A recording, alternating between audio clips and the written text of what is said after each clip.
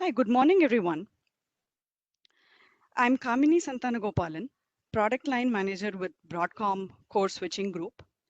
And I have with me Adam Yeung, Software Engineer Manager with Broadcom as well. And he is the subject matter expert for the data center EVPN VXLAN topic about which we are going to talk about today.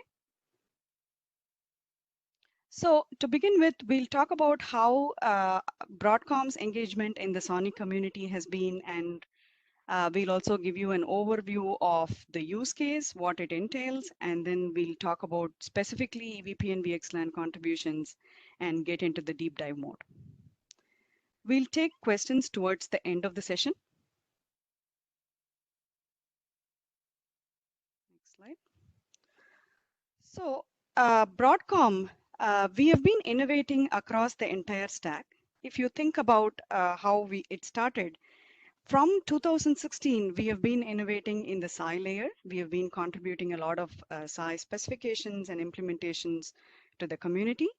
And over in the last couple of years, like 2018, 2019, 2020, we are also adding a lot more value in terms of the other layers as well, routing, be it routing protocols or management protocols or other stack as well.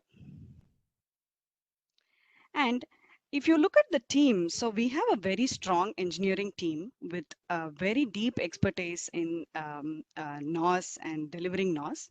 We have also hired engineering leaders who have proven expertise in delivering enterprise class network OS. And as I said, we have enabled new use cases such as the multi-tenancy using BGP, EVP, and VXLAN. And we'll talk about it in detail today. And our goal is basically to enable the open source NOS to move at the speed of silicon innovation, for which Broadcom has been a leader and known for. And internally, we also are fully aligned and committed on SONiC as the NOS of choice and qualification of SONiC with SI as an integrated solution. All right. So going to the next slide. So as you can see, this is a very busy slide. So here the point I would like to highlight is you can see the detailed list of PRs for yourself. And we have some that are already merged, some that are submitted and going through peer review process right now, and few that are yet to be submitted. Here again, the idea is that Broadcom has been innovating and contributing to the SONiC community all along, and we continue to deliver so many features within SONiC. Coming to the use case, so the VXLAN overlay network design, basically in the data center, allows the end users, that is, it could be the network admins or whoever is configuring the networks, to extend their layer 2 and layer 3 networks over a layer 3 underlay, your BGP underlay. So with this, essentially what happens is the endpoints, the servers or the virtual machines, you can place them anywhere in the network and still be connected on the same logical network. That's the whole idea. And if you think about it, there are three key things to keep in mind with this solution. So one is it provides scalability. So here, of course, by using VXLANs, you get a larger number of VNIDs compared to VLANs, and this helps in future proofing the scale-out architecture. And while originally designed to use a flood and learn mechanism to learn and distribute the endpoints, VXLAN has since evolved to use your control plane protocol, like a very mature control plane protocol like BGP EVPN, for distributing the endpoint information.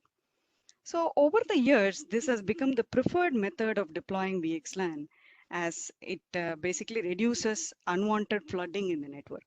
And this is the method we also prefer, and this is the method that we have also implemented. And when talking about flexibility, so this design allows, as I said, you can extend your L2 network over the L3 underlay.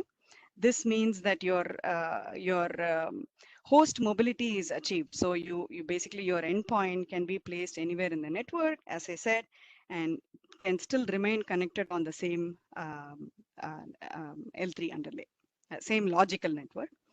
And here the use of overlay also, decouples the logical topology from the physical topology. And this simplifies your network design by originating your VXLAN from the first hop switches. So you don't need to run any STP across the data centers. And how do we achieve multi-tenancy? So the multi-tenancy support is achieved by the VXLAN segmentation. VXLAN supports both L2 and L3 in the overlay, allowing both routing and bridging between the servers or the VMs. And it also reduces the number of state that is present in the network, and thereby eliminating the need for devices having a very large routing tables, like even at spine layer. And by having a broad L3 ECMP, you can easily provide load sharing and redundancy that is much needed in the underlay. And then coming to the open standards, as I said, here we are going with all standards based solution, and Broadcom's implementation is based on RFC standards 7432 and 8365 based. We are not deviating from the standards, neither are we introducing any proprietary stuff.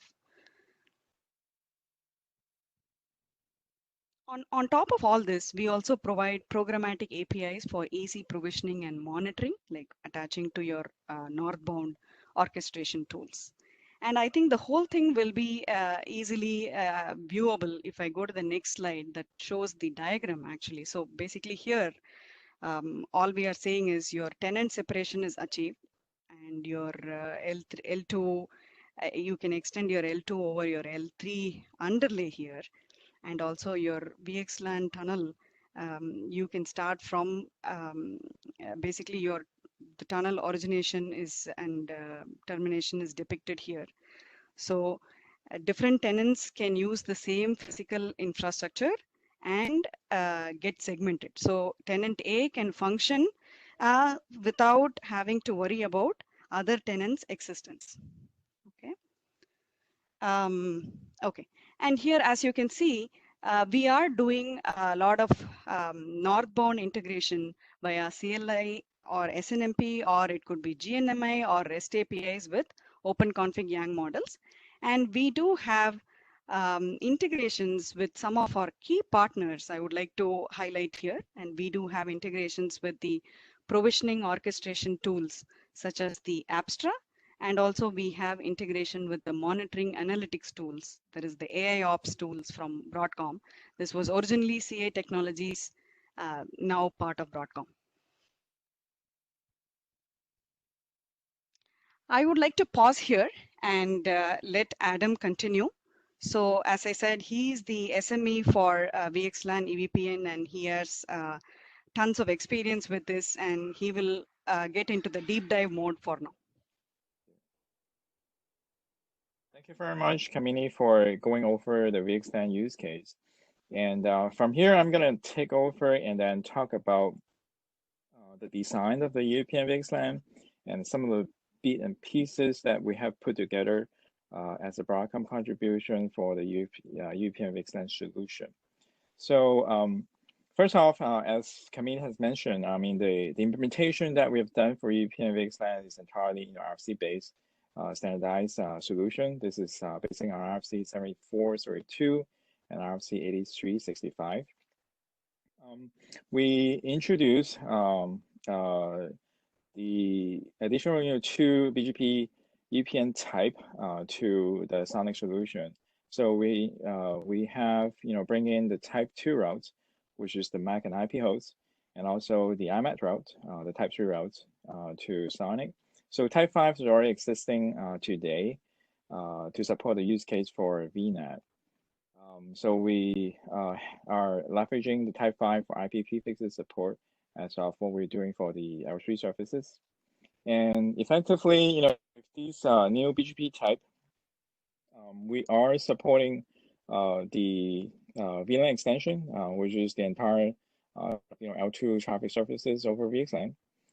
We are also supporting the VRF notion about L3 routings, and services over the VXLAN. Standing Anycast gateway is also supported in these particular contribution. And then we allow ECMP load balancing as well for the tunnel overlay. And then the implementation of the tunnel is actually modeled on ingress replication. So we don't have a underlay, VXLAN over multicast cases right now, but then the replication happens at the ingress VTAP. And then there are also multiple variations that we can support for underlay technologies. For example, RFC 5549, which allow a IPv6 underlay to be supported in the case of VXLAN, and also, of course, port channel. So here we're gonna look at a typical, IP fabric leaf and spine setup. So your server racks underneath your leaf layer, and then your spines here, it's actually a full mesh to all the leaves. Now on an L2 surface topology that we're talking about here, so the first thing happens is that there will be route exchanges, for BGP EVPN type 3 routes, which is corresponding for the IMAP routes that can be exchanged within all the leaf nodes. And then with these IMAP routes exchange across with the leaf nodes, there will be a VXLAN tunnel that get created for each of the VTAP, as well as we're going to set up for ingress replication for multicast next hop. Now, for any unknown unicast traffic, the traffic has to be replicated at the ingress VTAP. So for example, if there's a server rack actually sending a unknown unicast traffic entering into a leaf end, it will go through an individual replication of these packets, and then going into each of the individual nodes via the multicast hub. And then the source MAC is going to be learned on each of these leaf. So for example, the source MAC for this particular server rack is going to be learned by the leaf N, and then the learning of these MAC is going to be exchanged via BGP MAC routes, the type 2 routes, to all the leaves. If MACs that already being learned locally and remotely, then from that point onwards is unicast traffic point to point. For example, if leaf N here, we actually got a known DA MAC that needs to travel into the leaf 2. This will be a direct. This will be a L2 traffic that being encapsulated with VXLAN tunnel, and then going directly into leaf 2 via the spine. So as far as traffic load balancing is concerned, there are 2 layers of load balancing. So on the leaf level, you'll be doing a hash, across the L2, L3, L4 header, and then basing on that, it's going to select the next hop. Now at the spine level, it will be load balancing basing on the UDP source port that is actually encapsulated, from the leaf node.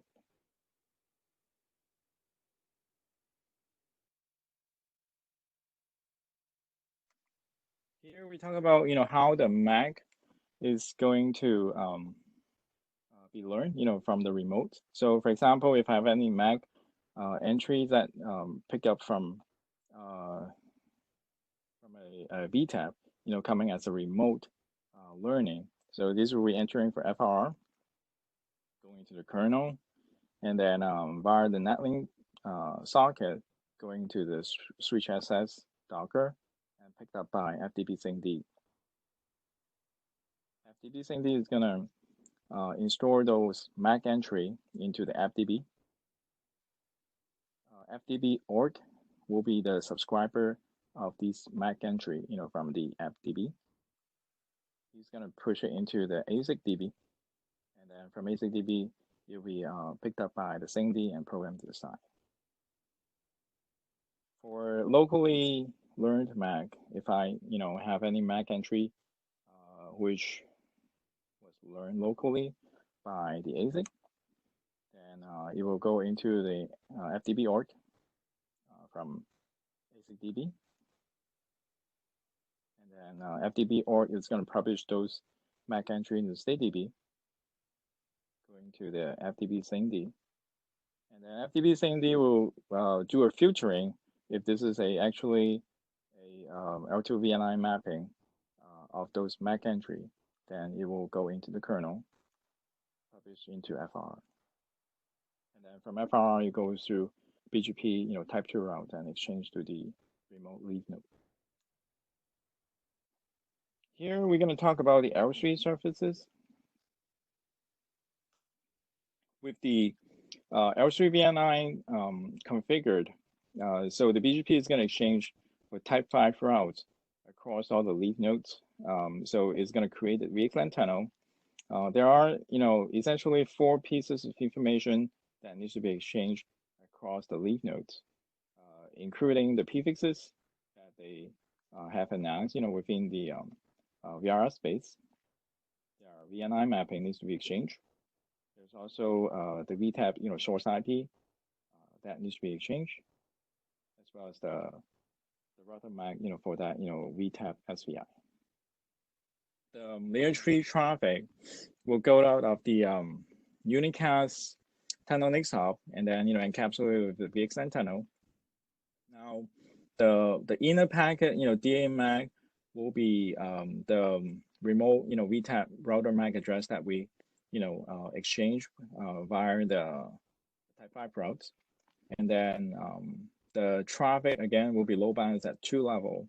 So there's an ECMP between the leaf and spine. And also there's another load balancing from the spine level back to the leaf.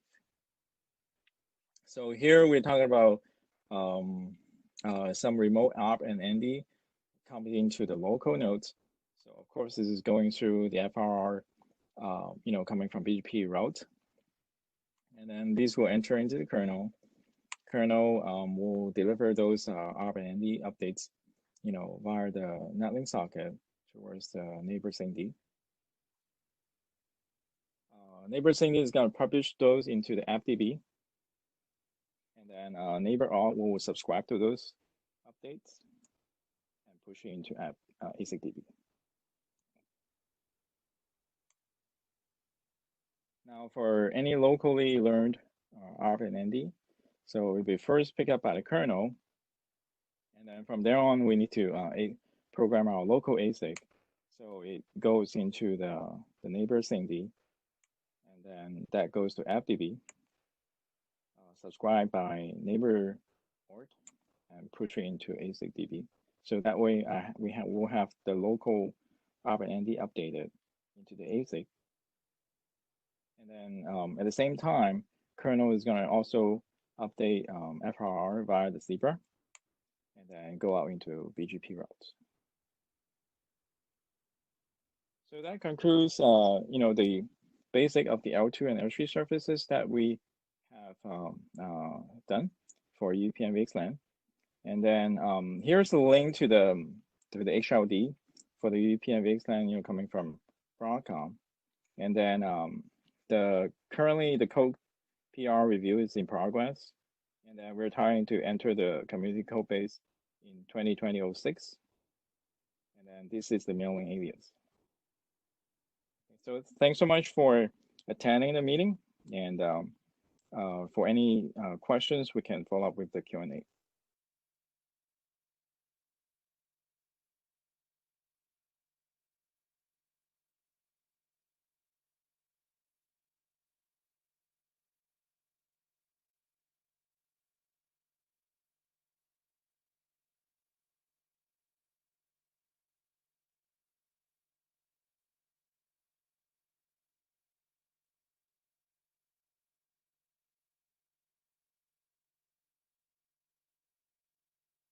We are open for questions, and I see some of the questions flowing in through the chat window. So we'll try and answer it in the chat, and if something needs more explanation, we can go ahead and talk. I'll put myself on mute for now.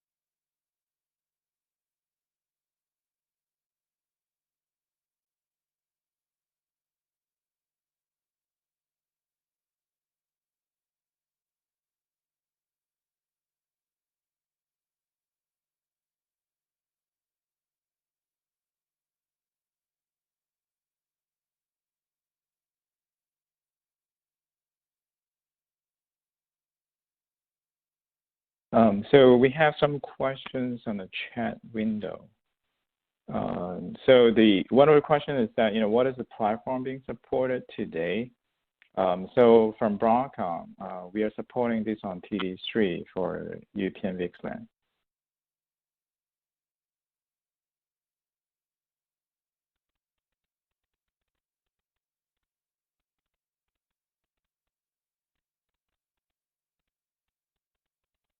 Kamini, do you want to answer a question about the future roadmap?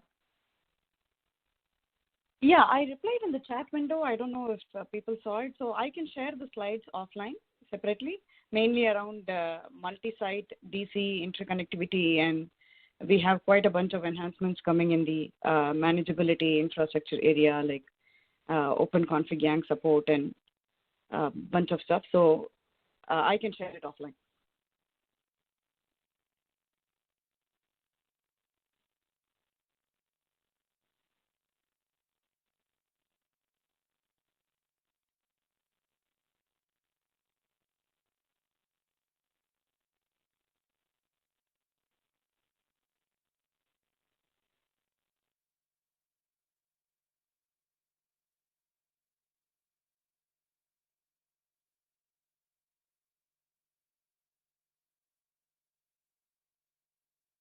So there's a question about VXLAN filtering based on VNID. So this is a BGP-based EVPN VXLAN solution. So there's L2VNI and L3VNI that, as a configuration task to basically allow the L2 VLAN extension as well as, VRF L3 VXLAN. So this is the VNI that we use to do the corresponding mapping between the L2 VLAN and then VRF mapping.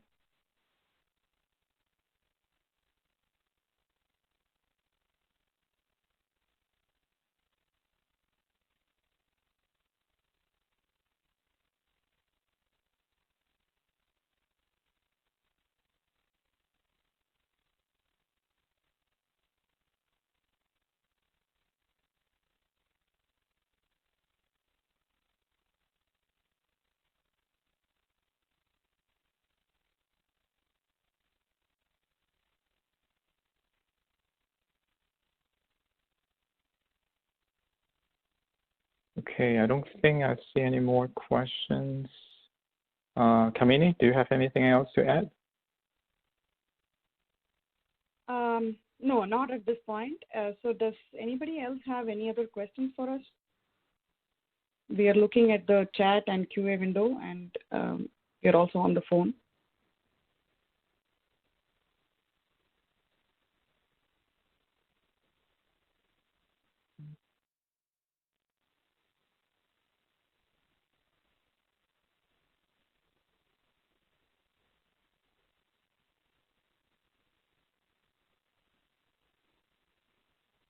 Adam, maybe we can wait for a couple more minutes. Sure. A question. Yeah.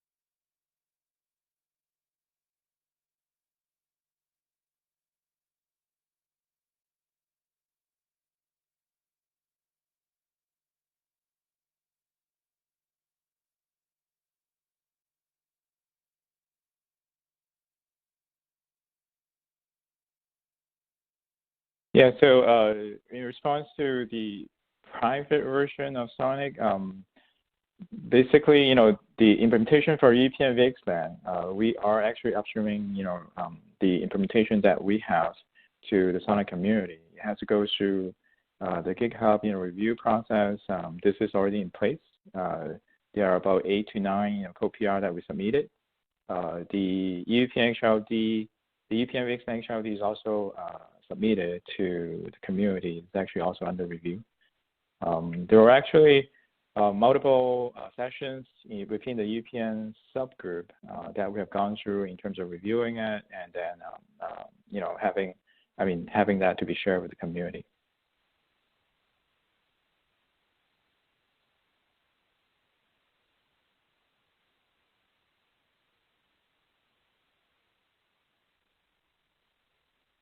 So, question about how to get additional info. I think the best way is to leverage the VPN, subgroup.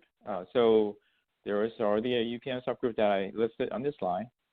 So any questions, anything, or basically detailed discussion about VXLAN can go into that subgroup, and then there will be folks from Broadcom to explain some of the details, and also share the co-PRs info and all this.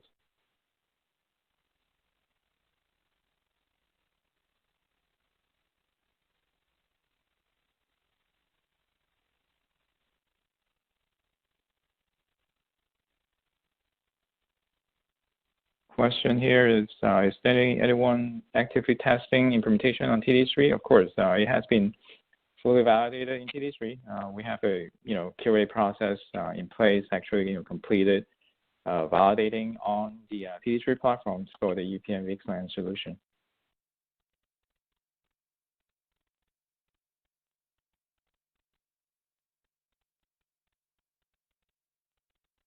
Question on which version of SONiC will include EVPN VXLAN. So again, this has been submitted to code review. It's in the process of co-PR review to be merged. The intention is to actually pull into the 2020-06 release for SONiC, but then it all depends on how the review goes and what is the timing of these merge and all this.